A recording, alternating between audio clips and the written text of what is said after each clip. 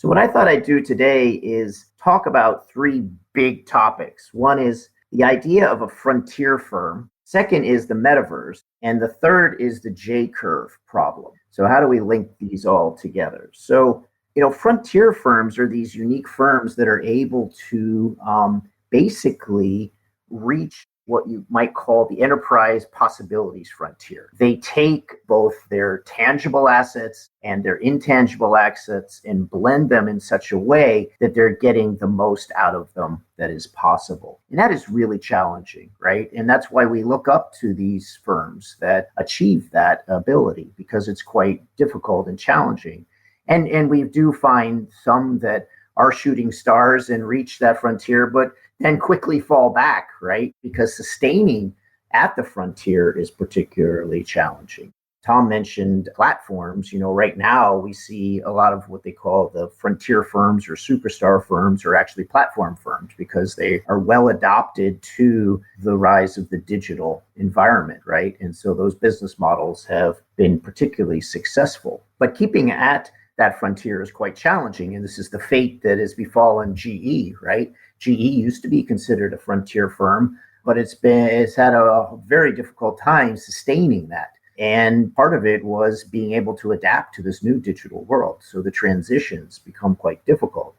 And that leads us to this J-curve problem. A lot of companies are well aware of the changes that are taking place, but they need to make pretty deep investments to get to that next stage. This is what they call the J-curve problem, right? You're here now, you need to get there, but in order to get there, it's not a linear progression. You actually have to make investments that can undermine your ROI, that can be disruptive to your organization. So they call that the J-curve problem.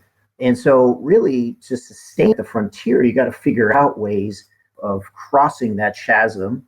And this isn't the startup chasm problem. This is true for big, large companies with large consumer bases. So, Brian mentioned Facebook. They're basically now confronting this J-curve. And Tom mentioned he's a little bit skeptical that they're ready to, but they're basically positioning to say, listen, our next phase of growth to sustain the frontier, and I would consider, even given all the criticism of Facebook, they are a frontier firm. They make a lot of money off of a very efficient base of employees in technology, and have done extremely well for their shareholders. They're innovating constantly. So despite all of the criticisms of what they do, they mold of what we might call a frontier firm. There's been a lot of attention to Facebook with respect to the metaverse, because the metaverse is now becoming the next frontier. So how do firms go from the state they are now to adapting to this new technology that's emerging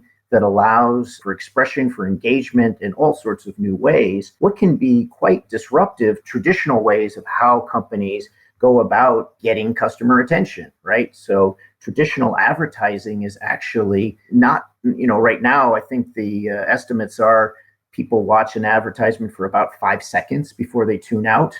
So you have very, very brief amount of time to catch customers through these traditional mechanisms. However, the metaverse, on the other hand, they've done studies where people spend minutes, hours, in the metaverse. And so it's opening up huge opportunities for firms. And I think that's why it's pretty interesting and exciting, because it's changing customer engagement.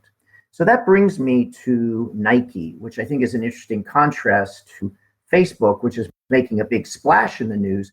Nike is actually doing things in this space, but it's not getting as much attention. And I think it brings up this question of the J-curve. How are you approaching this J-curve problem? What kind of investments are you making? And how are you managing your stakeholder relations such that you can help manage through that J-curve? So recently, there have been a few articles, but kind of under the radar, pointing to the fact that Nike has just filed trademarks with respect to its core branding that will enable it to protect its IP in the metaverse. So it has just filed recently in the last month trademarks around Just Do It, Jordan, Air Jordan, JumpWorks, and some others, Jumpman, and others, to protect its position in the metaverse, right? So you're getting prepared to make this transition into this space.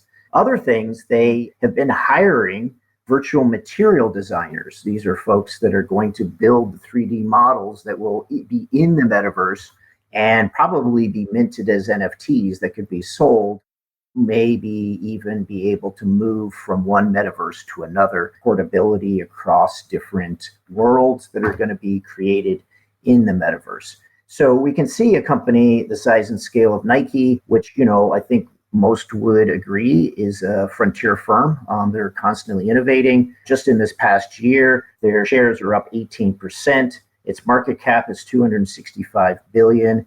They have a CEO that came on board, I think, a year and a half, 2 years ago, with deep expertise in platforms. So I think they're making the investments to transition to a new way of customer engagement. So pretty interesting to watch this and keep an eye on firms that are able to navigate, aren't just the superstars of today, but are able to make these consistent transitions from one period to the next with a wave of new technologies to be able to sustain their position as frontier companies.